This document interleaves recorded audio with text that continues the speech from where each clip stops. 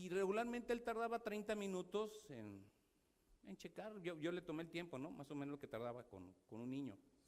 Pues aquí despachó a los 2 niños en 30 minutos. Pum, pas, traste, vámonos. Y por supuesto me cobró doble. Yo salí como que, bueno, está bien, 30 minutos. Para esto nos restó unas cremas carísimas francesas, ¿no? Pues ahí vas a la farmacia dermatológica, ¿no? Hasta con miedo, diciendo, no saben, carísimas. Ahí estás poniéndoselas durante un mes, nada. El niño igual con la dermatitis, con el problema, con el lloro, bla, bla, bla. Sobre todo Isaac fue el que más tenía el problema. Nos recomienda otro dermatólogo, vamos con ese otro dermatólogo, y este dermatólogo, de veras, hermanos, en una semana arregló el problema. ¿Y sabe qué compré de crema? Bacenol, cuidado intensivo. Llegué, la compré en la farmacia, 70 pesos. Muy bien, 70 pesos, y las otras 700, 800 pesos, un pomito así, ¿no? Y el doctor me explicó que la crema tenía una cierta función, pero tenías que hacerlo acompañado de otras cosas. El otro solo lo quiso resolver con la famosa crema.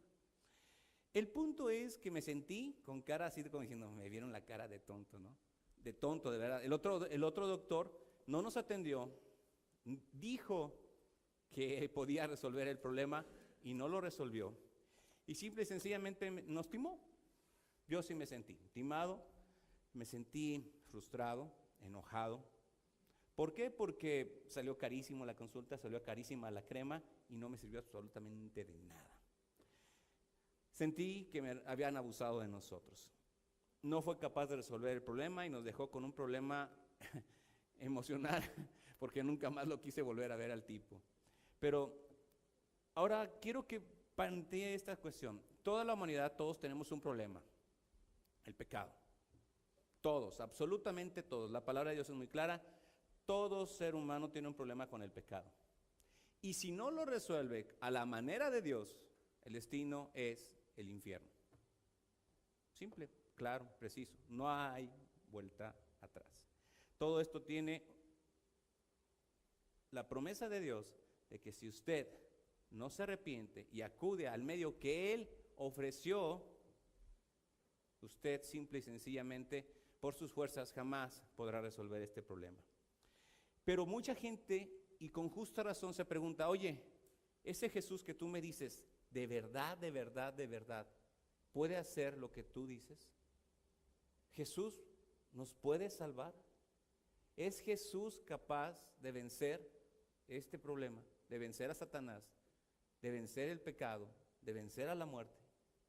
¿Es Jesús capaz de cumplir lo que nos ofreció? Porque Él nos ofreció y nos prometió vida eterna.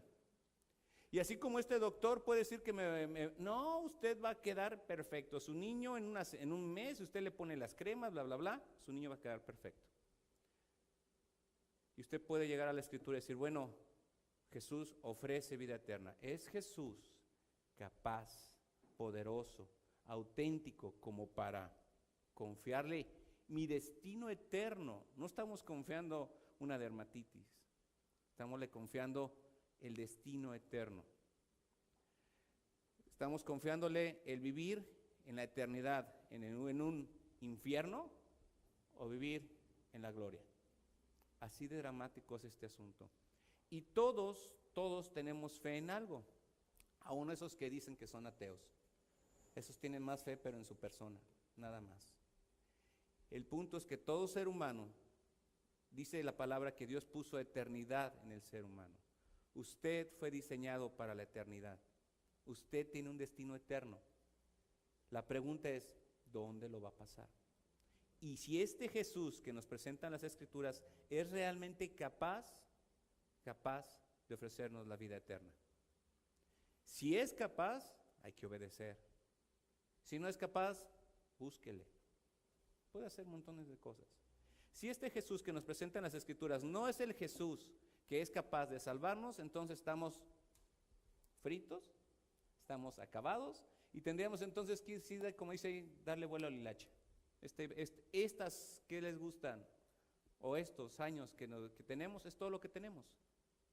Pero si es verdad la Escritura y es verdad que este Jesús es quien dijo ser, tenemos que reconsiderar a quién le creemos y cómo vivimos y a quién le entregamos toda nuestra absoluta confianza, toda nuestra fe. Porque de la decisión que hagamos y a quién le creamos va a depender nuestro destino eterno. Y este pedacito de vida no se compara para nada con la eternidad.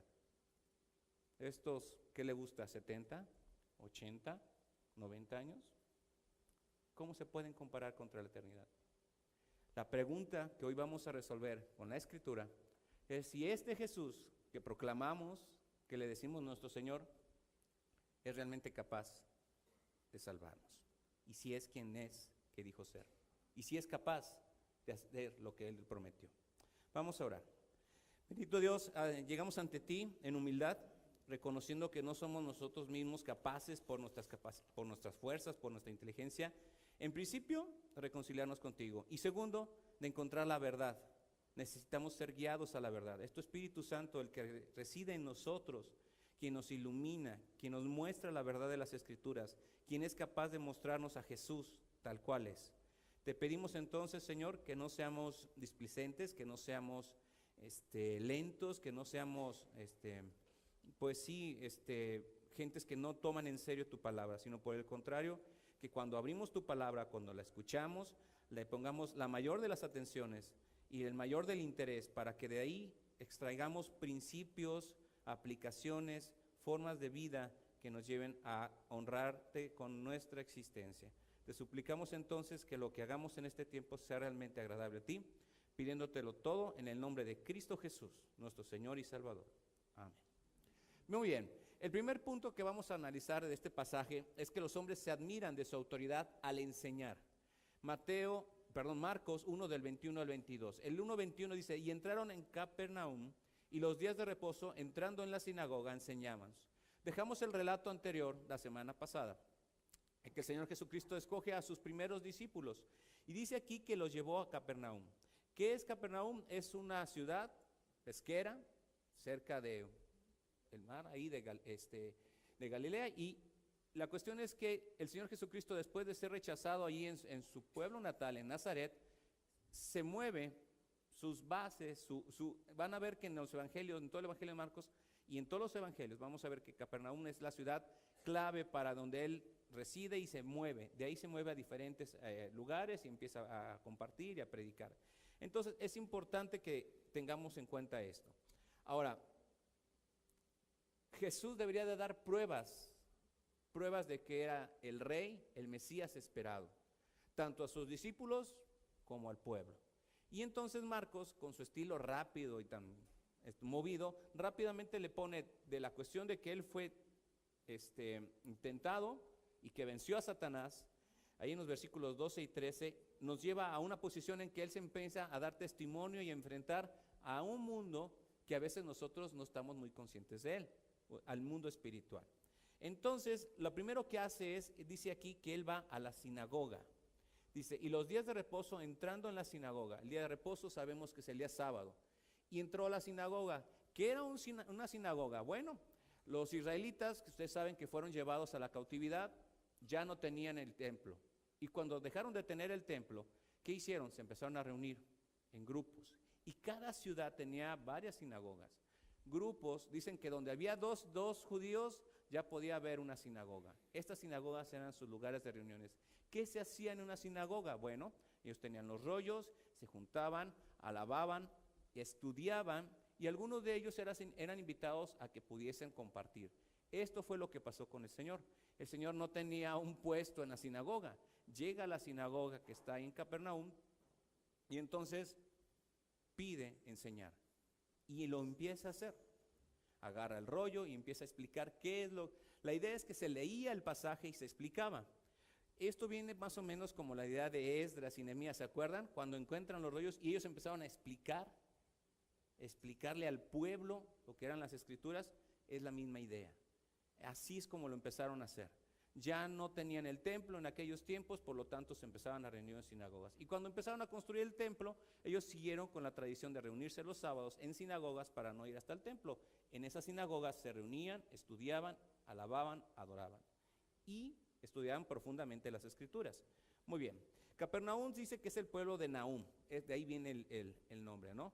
Y bueno, como les decía, el Señor Jesucristo dejó Nazaret y se estableció en este lugar, donde sus apóstoles, sus discípulos, Juan, Jacobo, Pedro, tenían su empresa pesquera, donde ellos tenían sus barcos, donde ellos tenían regularmente todo el comercio que hacían. Y bueno, estando ya con esto, imagínense que este es el lugar donde se da la confrontación. El Señor Jesucristo dice aquí que empezó a enseñar. Dice, entrando en la sinagoga, enseñaba. Algo muy interesante que podemos ver es que la estrategia que siguió el Señor Jesucristo es la misma que seguía el apóstol Pablo. Pablo hacía exactamente lo mismo. Cuando llegaba a una ciudad, buscaba la sinagoga y empezaba a buscar la forma de enseñarles. Y bueno, y lo hacía de una manera poderosa, igual que el Señor Jesucristo. En 1 de Pedro 3:15 dice así: sino santificad a Dios el Señor en vuestros corazones y estad siempre preparados para presentar defensa con mansedumbre y reverencia ante todo el que os demande razón de la esperanza que hay en vosotros. La táctica era sencilla: llego al lugar donde están reunidos y les enseño la verdad. Marcos 1:22, y se admiraban de su doctrina porque les enseñaba como quien tiene autoridad y no como los escribas. La razón, hermanos, por el cual la persona que estaba endemoniada, el demonio que estaba ahí, reaccionó tan fuerte, es porque el Señor Jesucristo empezó a predicar la verdad. Si ellos hubiesen seguido enseñando sus rollos, todo este asunto, es muy interesante que esta persona estaba en las sinagogas, ¿se da cuenta? En su lugar de reunión, ahí estaba este hombre. Lo que no contaba esta persona y este demonio es que el rey venía a proclamar la verdad. Y esto lo alteró. Las personas estaban admiradas. La palabra para admirar es eklepetzo. Significa que están sorprendidas, asombradas en realidad. No podían creer lo que escuchaban, se admiraban de su doctrina. Y Marcos nos aclara lo que era sorprendente. Su enseñanza tenía y estaba llena de autoridad. La palabra para autoridad se refiere a que tiene dominio, pleno derecho, poder. Su enseñanza estaba llena de esa autoridad. Un contraste total con los escribas. ¿Qué eran los escribas? Los escribas, imagínense que hoy vendrían siendo como los grandes teólogos. La gente que se dedicaba a estudiar las escrituras. Gente que realmente sabían las escrituras. Pero esto derivó en una cuestión terrible. Estos hombres, en lugar de irse a hablar las escrituras, se iban a las tradiciones. Ellos citaban a otros escribas. Y decían, el escriba fulano dijo allá que sabe que en lugar de ir a las escrituras, se iban a lo que decían otras personas. Y aquí le pienso decir algo interesante. Si usted es de las personas que prefiere andar leyendo libros y todo esto, los libros son muy buenos, hermanos. Yo he cometido ese error. Me encanta leer los libros, pero no voy a las escrituras, a estudiar las escrituras. Ahora que estamos viendo Fundamentos de la Fe, es un punto muy interesante que comenta ahí el escritor. Hay que ir a las escrituras. Y a veces uno prefiere leer los libros para que no esforzarse mucho o porque ya te lo tienen muy acomodadito. Bueno, aquí la cuestión es que los escribas tenían mucho esa idea de citar a otros escribas, pero no citaban la escritura. Añadían a la palabra de Dios cosas, mandatos sin sentidos, cosas personales. Así es como ellos hablaban, no hablaban con autoridad, sino que citaban simplemente a otros rabinos. Añadían, hacían cuestiones complejas, sus enseñanzas eran a veces medias difusas, a veces le daban algún significado medio esotérico a la enseñanza, y los hombres, las mujeres que escuchaban estas enseñanzas se quedaban a veces como diciendo, ¿qué dijo? Ahora imagínense, llega el Señor Jesucristo y les empieza a enseñar de una manera totalmente diferente. ¿Cómo era la enseñanza? En principio dice aquí que era con autoridad, pero su enseñanza era absoluta, era basada en cosas determinadas, era razonable, era entendible, era sistemática, era una enseñanza que podían ellos entender, estaba llena de ilustraciones, estaba llena de convicción porque era la verdad de Dios y porque estaba basada en la palabra de Dios. Todas estas cosas, cuando usted las sopesa, entiende por qué estas personas se asombraron. La autoridad con la que hablaba Jesús no tenía nada que ver con los escribas, nada con lo que estos hombres hacían. Mientras Jesús era claro, era sistemático, era una persona que les enseñaba con claridad y atacaba el problema realmente de la vida. Usted ve la enseñanza de Jesucristo y es una enseñanza que es directo al gran problema del ser humano. ¿Cuál es esa? El pecado. La muerte que acarrea el pecado y el destino que acarrea esa muerte. Mientras los escribas hablaban acerca de los pasos que tenías que dar el sabbat y las cosas las veces que tenías que lavarte las manos, Jesucristo hablaba de las cosas importantes de la vida. Cuando nosotros acudimos a las Escrituras es porque aquí encontramos cosas importantes para nuestras vidas. Aquí no es palabra sencilla ni palabra que pueda usted pasar por alto. Las Escrituras son la palabra de Dios que es capaz de transformar nuestra mente y nuestro corazón, porque el Espíritu Santo trabaja en la mente y el corazón de todo creyente cuando éste hace las cosas correctamente. Cuando usted se humilla, cuando usted reconoce, cuando usted le dice: Señor, ilumíname, Espíritu Santo, muéstrame la verdad. El Espíritu Santo tiene ese ministerio, enseñarnos y guiarnos a la verdad. Esa es la gran ventaja de un hijo de Dios. Cuando abrimos las Escrituras no es cualquier cosa. Nos acercamos a lo que Dios quiere decir y por lo tanto estamos expuestos a la verdad de Dios. Ni más ni menos que eso. Estos hombres y mujeres estaban asombrados. La palabra aquí, hay varias palabras para expresar en el griego, para expresar asombro. La palabra que se utiliza aquí es la más fuerte de todas las que usted puede encontrar en el griego para expresar asombro, admiración. Sacar a una persona de sus sentidos mediante un sentimiento fuerte. En Lucas 19:48 dice así: y no hallaban nada que pudieran hacerle, sus enemigos, porque todo el pueblo estaba suspenso oyéndole. El pueblo estaba tan interesado, tan asombrado de lo que escuchaban, que no podían dejar de escuchar a Jesús. Todo lo contrario con el escriba, que yo creo que a la media hora, así como un servidor, ahorita en media hora, muchos de ustedes van a decir: ya se pasó de la media hora. Pero con el Señor Jesucristo no era así. Todo el pueblo estaba en suspenso oyéndole. Ahora viene la confrontación con los demonios. Marcos 1, 23 al 26. Primero nos dice ahí en el 23: pero había en la sinagoga de ellos un hombre con espíritu inmundo que dio voces. Esto de espíritu inmundo es un hebraísmo que lo que significa es una persona con un demonio, ¿sí? Y aquí hay cosas que son muy interesantes e importantes notar, hermanos. Marcos ya ha registrado para nosotros cómo Jesús venció a Satanás ahí en la tentación. Y este era un momento importante del comienzo del ministerio del Señor Jesucristo, de demostrar que Él tiene toda autoridad aún sobre los seres espirituales como estos. Mire, Satanás ha esclavizado, y nos dice ahí muy claramente la Escritura, que todo ser humano es esclavo del pecado, y Satanás está ahí haciendo su maldad. Sus demonios lo están haciendo. La posesión demoníaca estuvo muy presente durante el ministerio terrenal del Señor Jesucristo. Los ángeles rebeldes no podían estar ocultos ante la presencia del Señor Jesús. Hay dos referencias en el Antiguo Testamento. Uno está en Génesis 6, cuando dice que los ángeles vinieron y se relacionaron con mujeres. Y bueno, eso es digno de un estudio aparte. Y otros en el libro de Hechos hay dos pasajes muy interesantes. Uno que es la muchacha con un espíritu de adivinación, que está ahí en Hechos 16, y otro en Hechos 19, donde los hijos de Exeba, les fue muy mal por andar queriendo reprender demonios. En los evangelios lo interesante es que abundan los enfrentamientos del Señor Jesucristo y sus apóstoles con estos seres demoníacos que hacen mal al mundo. Pero es interesante y digno de un estudio aparte la cuestión de los ángeles caídos, de los demonios. Pero hay cosas que quiero decirle, porque a veces hay mucha ignorancia, tristemente, en la iglesia de lo que es un demonio, de lo que hacen, a lo que se dedican, cómo es que ellos hacen su maldad. Primero, una definición. ¿Qué son estos seres? Son ángeles malignos que pecaron contra Dios y que ahora constantemente hacen mal en el mundo. Es una definición de Grudem acerca de lo que es un demonio.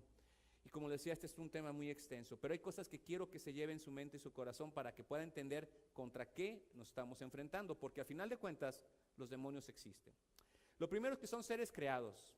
Debe usted entender que no son seres que son autosuficientes en sí mismos, son seres creados, que pecaron al unirse a Satanás en una rebelión contra Dios. Los ángeles y los demonios no son seres materiales, son seres espirituales. Entienda también eso, son seres espirituales. Su líder es Satanás. Satanás significa adversario. Tratan de atacarnos con mentiras y engaños. Están detrás de todas las religiones falsas y sus dioses. Y esto es muy importante que usted entienda. Cuando usted ve una religión en el mundo, está usted viendo un sistema demoníaco. ¿Entiende eso? Cuando usted ve una religión en el mundo, detrás de eso están los demonios. Hay muchas referencias en la Escritura de cómo, es más, cuando dicen que ahí que en Salmos hace una referencia de que cuando los israelitas ofrecían a sus hijos, miren, al punto que llegó Israel de copiar lo que hacían otros pueblos, estaban simplemente ofreciéndoselos a los demonios. Entonces, detrás de todas esas religiones que usted ve actualmente están los demonios. Así de fuerte y así de grave es este asunto.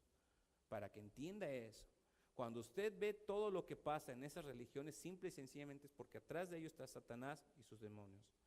Otro punto que quiero que entienda y que entienda muy claro es que no son ni omnipresentes, ni omniscientes y mucho menos omnipotentes. Son seres creados. Aún Satanás, siendo un ángel de un nivel, porque hay niveles, pero de un nivel excepcional, aún él no es ni omnisciente, ni omnipresente, ni omnipotente.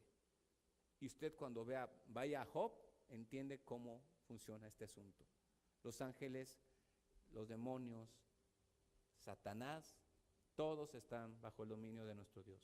Mateo 12, 28, 29 dice, pero si yo, por el Espíritu de Dios, echo fuera a los demonios, el Señor Jesucristo está diciendo esto, ciertamente ha llegado a vosotros el reino de Dios, porque ¿cómo puede alguno entrar en la casa del hombre fuerte y saquear sus bienes si primero no le ata? Y entonces podrá saquear su casa. El Señor Jesucristo, cuando venció a Satanás allá en el desierto, demostró que Él podía con todo esto y podía con los demonios. Hay que resaltar también que este ser estaba en la sinagoga. ¿Se da cuenta de eso? No se dice que este entró después, estaba en la sinagoga y escuchó la enseñanza del Señor, y entonces llega un momento que reacciona y dice, hey, hermanos, hay una lucha espiritual. A veces caemos en extremos. Una es decir que esto no existe, que los demonios no existen, que Satanás no existe y que esto es simplemente para el Antiguo Testamento. Allá, ¿saben qué? A mí no me digan nada de eso. Y no nos damos cuenta que estamos viviendo en una lucha espiritual. Por otro lado, hay congregaciones, hay hermanos aún en la fe, que caen en el extremo de andar reprendiendo demonios por todos lados. Y hay el demonio de la enfermedad, el demonio de la cuestión económica. Ambos extremos no son bíblicos. Lo que tenemos que entender es que hay una lucha espiritual y que el creyente está llamado por Dios, no a enfrentar esta realidad. Vivimos en una lucha espiritual. Usted tiene que tomar la armadura, tiene que agarrar la palabra de Dios como su arma y tiene que luchar, enfrentar. Del pecado se huye, de Satanás se confronta. ¿Sí me explico? Del pecado usted debe de huir. Si usted ve una cuestión pecaminosa, usted debe de huir, no debe ni de pensar. Y Satanás, cuando le ataca, usted debe ser capaz de enfrentarlo con todo lo que Dios ha dispuesto para usted. ¿Sale? La cuestión es que no podemos caer en la idea de que ese mundo espiritual no existe. Existe, es real. Y este hombre endemoniado, este demonio estaba en plena sinagoga. Yo les diría, ¿aquí puede estar un demonio escuchando lo que estamos ahorita hablando? Sí. ¿Sí? ¿Y está interesado en la vida de nosotros cuando hacemos las cosas bien? Sí. Cuando vivimos como incrédulos, créeme que ellos ni dicen, pues vamos bien. Hermanos, ahora que hemos estado tratando de organizar la iglesia y repartir ministerios, ¿se ha dado cuenta de cómo están las cosas? cómo se nos han complicado. Hermanos, estamos en una lucha espiritual y haríamos muy mal en pensar que Satanás se va a quedar y sus demonios ahí quietecitos y nosotros vamos a poder hacer las cosas para Dios y ellos se van a quedar ahí sin. A eso se dedican a entorpecer, a dañar la obra de Dios en el mundo. Cada vez que usted quiere hacer algo para Dios, Satanás y sus demonios están total y absolutamente enfurecidos, enojados y dispuestos a hacer cosas para que usted no las haga. Si no fuera por la protección y el cuidado de Dios, que manda a sus santos ángeles a cuidarnos y que está dispuesto a protegernos, ¿cómo nos iría?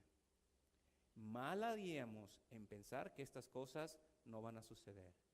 Por eso hay que orar, por eso hay que congregarnos, por eso no hay que alejarnos de la iglesia, no hay que alejarnos de cuando podemos estudiar, hay que prepararnos porque las cosas, créame, es probable que se pongan más difíciles. Cuando un creyente no se da cuenta de lo que se está enfrentando, lo único que está haciendo es bajar las manos para que le lleguen los golpes. Por el contrario, un creyente debe acercarse más a sus hermanos, a Dios principalmente, y fortalecerse unos a otros. Si usted ha considerado servir, cuando mostramos aquí el organigrama y todo esto, créame, un demonio ya se dio cuenta de eso. Y lo saben perfectamente. Entonces, no podemos ni ser displicentes ni ser ignorantes de lo que nos enfrentamos. Cuando usted empieza a enfrentar problemas en su casa, en su trabajo, es porque usted está enfrentando una lucha más allá de lo que es un jefe malvado o una empresa malvada o una enfermedad, va más allá de eso. No estoy diciendo que en todos lados vea de demonios, estoy diciendo que discierna, piense y entienda de qué se trata la vida espiritual. Nos enfrentamos a una realidad que va más allá de lo que alcanzamos a ver. ¿Ok? Bueno, fíjese lo que dice el demonio. Este demonio que estaba ahí escuchando al Señor Jesucristo, fíjese lo que dice, Mateo 1:24. Y este respondió diciendo: ¿qué tienes con nosotros, Jesús Nazareno? ¿Has venido para destruirnos? Sé quién eres, el Santo de Dios. Este demonio dice tres cosas muy claras. Primero dice: ¿qué tienes con nosotros? Se podría traducir ¿por qué te metes con nosotros?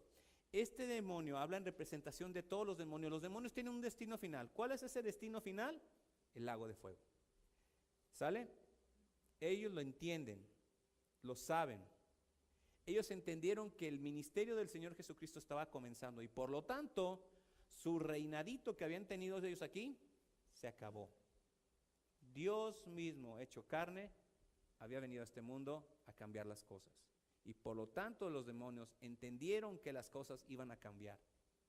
La era de la iglesia, el nuevo pacto en el cual hoy estamos nosotros, es una cosa que a ellos aborrecen totalmente. ¿Por qué? Porque esto es libertad. El nuevo pacto es un pacto de libertad, libertad del pecado, libertad en el sentido de que ya no tenemos que ir al lago de fuego. Hoy tenemos una esperanza, algo nuevo. Y si usted, alguien que nos esté visitando hoy, no ha considerado esto, entiéndalo muy bien. Jesucristo vino para darnos libertad. Todo aquel que no cree en Jesucristo, todo aquel que está allá en el mundo, es esclavo de Satanás. El ser humano nació para ser esclavo de Dios o de Satanás y sus demonios. No hay de otra. Aquellos que llaman mucho a la libertad, no. O somos esclavos de Dios o estamos esclavizados por el pecado y Satanás. Así de simple. Bueno, después le dice: ¿has venido para destruirnos? En 1 de Juan 3:8, al final del versículo dice: para esto apareció el Hijo de Dios, para deshacer las obras del diablo. Ellos temían su destrucción definitiva. Ellos entienden perfectamente que todo lo que hagan aquí va a ser por un periodo de tiempo, porque después van a tener que ir al lago de fuego, preparado para Satanás y para ellos. No hay de otra, ese es su destino. Mateo 25:41 dice así: entonces dirá también a los de la izquierda: apartaos de mí, malditos, al fuego eterno, preparado para el diablo y sus ángeles. Ellos saben perfectamente cuál es su destino. Por último le dice, sé quién eres. Sé quién eres. ¿Sabe por qué todos los demonios saben quién era? Porque durante algún tiempo, cuando estaban allá en la gloria, conocieron a Dios, conocieron la Trinidad, vieron a Dios, sirvieron allá. Y cuando están ahora aquí en este mundo y vieron a Dios hecho carne, inmediatamente reconocieron y dicen, yo sé quién eres tú. Yo sé quién eres tú. Siempre que estaban en la presencia del Señor Jesucristo, siempre reaccionaban, porque no podían pasar por alto la presencia de Dios hecho carne. Es el Santo de Dios, el Rey mesiánico, el que había venido a salvar al mundo del poder de Satanás. Lucas 4:41 dice así, también salían demonios de muchos, dando voces y diciendo, tú eres el Hijo de Dios. Pero él los reprendía y no los dejaba hablar, porque sabían que él era el Cristo. Noten lo siguiente, hermanos, los demonios saben, y aún así se irán al infierno, porque para ellos Dios no ha provisto salvación, para ellos no hay salvación, pero ellos saben y entienden. No es en base al conocimiento. Hay mucha gente, muchas personas que conocen y saben escritura. A mí me ha tocado, una vez platiqué con un católico, me recitó versículos y se puso interesante. Estoy acostumbrado a que alguien me empiece a recitar la Biblia y digo, ay, estábamos en el gimnasio, pero de repente el tipo empezó a citar las escrituras y se puso interesante. Pero el punto es que ellos están aferrados a que es una fe más obras y han sido enseñados así. No es cuestión de conocimiento. Los demonios saben mucho. Reconocen a Jesucristo y saben eso. Pero una cosa es que sepan y otra cosa es creer. Si usted se pasa toda la vida asistiendo a la iglesia, creyendo que porque sabe el mensaje de Cristo ya es creyente, le tengo una mala noticia. No funciona así. Hay una gran diferencia entre saber y creer. Tener fe es una gran diferencia. Los demonios creen, entienden, pero no tienen la fe puesta en Jesucristo. Y para ellos no se ha provisto ningún tipo de salvación. Para nosotros sí. Si usted conoce el mensaje, usted tiene que apropiárselo a través de la fe. La fe es un don de Dios que usted tiene y la respuesta a esa fe es creer. ¿Y creer qué es? Tener absoluta confianza en Cristo. Significa que usted ya no se agarra de religiones, usted ya no se agarra de conocimientos, usted no se agarra de que el maestro fulano, la iglesia sutana, la denominación sutana. Usted tiene su absoluta confianza solo en una persona, en Cristo. Tenga cuidado. No se pase la vida pensando que sabe mucho y nunca haya realmente creído en Dios. La autoridad del rey sobre los demonios, Marcos 1 al 25 al 26. Pero Jesús le reprendió diciendo, cállate y sal de él. Y el espíritu inmundo, sacudiéndole con violencia y clamando a gran voz, salió de él. La respuesta de Jesús fue clara, cortita, no se puso a dialogar, no se puso como, ¿han visto esas películas de exorcismos? En que van una vez y regresan otra, y van y platican y hacen un montón de rollos tan disparatados, que uno realmente debería decir, bueno, ¿esto de qué trata? El Señor Jesucristo fue directo, le dijo, cállate y sal de él. Y no permitió que hablara. El Señor Jesucristo jamás, si se fija, en todos los evangelios, permite que los demonios den testimonio de él. Él no necesita que un demonio dé testimonio de él. No lo hará. Durante muchos años en Israel se trataba este tipo de problemas. Había cuestiones como esta, sí, pero los de la sinagoga nunca habían visto algo parecido a esto. Nunca. Tal tipo de autoridad. Marcos 1:27. Y todos se asombraron de tal manera que discutían entre sí diciendo, ¿qué es esto? ¿Qué nueva doctrina es esta? ¿Con qué autoridad manda a uno a los espíritus inmundos y le obedecen? Yo, la verdad, me puedo imaginar la cara que tenían estos hombres cuando vieron esto. No lo podían creer, hermanos. Simplemente no lo podían creer. Algo así nunca lo habían visto. Que un demonio obedeciera a un ser humano, ellos lo que no entendían es que ser humano estaba ahí.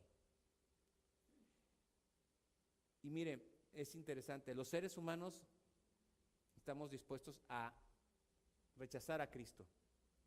A la enseñanza de Cristo, lo que nos dicen de Cristo lo rechazan. Los demonios obedecen, no tienen de otra. Ellos entienden perfectamente con quién están tratando. Es un contraste dramático. Mientras tenemos al ser humano que rechaza a Dios y está dispuesto a desobedecer, los demonios entienden quién es Cristo y le obedecen inmediatamente. Y mientras unos solo se asombran, otros tiemblan. Los demonios tiemblan ante Dios porque entienden perfectamente la autoridad, el poder, la sabiduría, todo lo que Dios es. Y ese es un contraste tremendo. Nosotros todavía nos atrevemos a ofender a Dios, a desobedecer a Dios.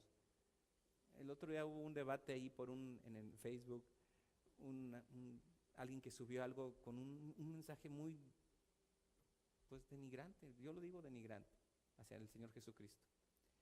Somos capaces todavía de andar subiendo memes chistositos acerca de Dios. No entendemos con quién estamos metiéndonos, a quién nos dirigimos, quién es Jesús. Jesús es Dios hecho carne, el que creó todo lo que usted ve, el que sustenta todo lo que usted ve,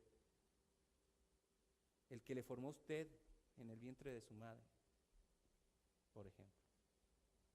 Entonces hay que tener mucho cuidado. Los ángeles tiemblan ante Jesús porque saben quién es Él. Y nosotros a veces venimos y adoramos sin esa motivación. Sería bueno que reflexionáramos qué nos motiva y cómo podemos responder ante esto. El resultado de la autoridad de Jesús fue que su fama se extendió por todos lados. Empezó el ministerio y, en pocas palabras, aquello que Jesucristo estaba haciendo, que es incursionar al dominio de Satanás, empezó a dar resultados. La gente y su fama empezó a crecer por todos lados. Eso es lo que nos dice el versículo 28. ¿Qué concluyo, hermanos? Les hablaba de doctores y gente que dice tener ciertas capacidades y que a la hora no cumplen. Jesucristo siempre cumple, porque Él es Dios. Y si Él nos ha dicho que nos puede dar vida eterna, créame, Él lo puede hacer. En Juan 10:10 dice, el ladrón no viene sino para hurtar y matar y destruir. Yo he venido para que tengan vida y para que la tengan en abundancia. La vida que Jesucristo nos ofrece es maravillosa. Tal vez usted no recuerde antes de tener a Cristo, tal vez se le haya olvidado con el paso del tiempo, pero la vida cristiana es maravillosa. Y lo que Dios está preparando para nosotros es maravilloso. Dice que estaremos, por ejemplo, en las bodas del Cordero. ¿Tiene usted idea de lo que va a hacer eso? Va a transformar nuestros cuerpos, esos que ahorita nos duelen de cualquier cosa, esos que nos levantamos por la mañana y nos empiezan a doler por todos lados. Pues ¿sabe qué? Ese cuerpo, olvídese de él. Usted va a tener un cuerpo nuevo, que va a poder soportar la vida eterna. ¿Qué más le gusta? ¿Un cielo? ¿Una tierra nueva? La nueva Jerusalén, donde no va a haber ya necesidad de un sol, sino que la gloria de Dios va a estar ahí. Nosotros vamos a estar extasiados de estar viendo la gloria de Dios, donde vamos a poder platicar con Jesucristo. Imagínense eso. Usted va a tener aquí a Jesús y le va a poder platicar. ¿Tiene idea lo que es eso? A veces no, de veras pareciera como que no entendemos lo que Dios ha hecho por nosotros. Y eso es cosa que ya está hecha, Créalo, eso ya está hecho, eso ya Dios dijo que va a ser y va a ser. Por lo tanto, hermanos, valoremos y entendamos que Jesucristo es quien dijo ser, el Hijo de Dios, lleno de poder y de sabiduría para cumplir todo lo que ha dicho, porque tiene la autoridad para hacerlo. En 1 Juan 2:25, y esta es la promesa que Él nos hizo, la vida eterna. El mismo apóstol Juan, aquel que escribe acerca de la salvación, acerca del Hijo de Dios, es el mismo que escribe esto. No dudemos de nuestro Señor, hermanos. Poncho nos decía muy bien, hay promesas promesas para ti, para mí, promesas que ha hecho Jesús y que las va a cumplir porque Él las puede cumplir. Si hoy sufrimos ataques de Satanás, si hoy estamos en una lucha, si hoy estamos pasando por un mal momento, pon los ojos en Cristo. Si eres su hijo, pon los ojos en Él, en el autor y consumador de la fe. Pon los ojos en Él, no te desanimes. Sé y entiendo que estás pasando tal vez por un problema, por una circunstancia difícil. Pon los ojos en Cristo. Él va a cumplir todo, absolutamente todo, porque tiene toda autoridad para hacerlo, en este mundo material y en el mundo espiritual.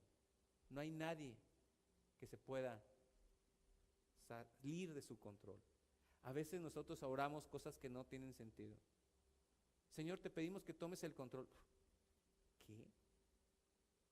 Dios nunca pierde el control de nada. De nada, hermanos. Absolutamente de nada. Ni del cabello que tenemos. Dice ahí que nuestros cabellos están contados, ¿no? Que no pasa nada en este universo, no pasa absolutamente nada sin que Él no lo permita o lo ordene. Así es Dios. Y Jesucristo es Dios hecho carne. Le dejo un último versículo, Juan 16:33.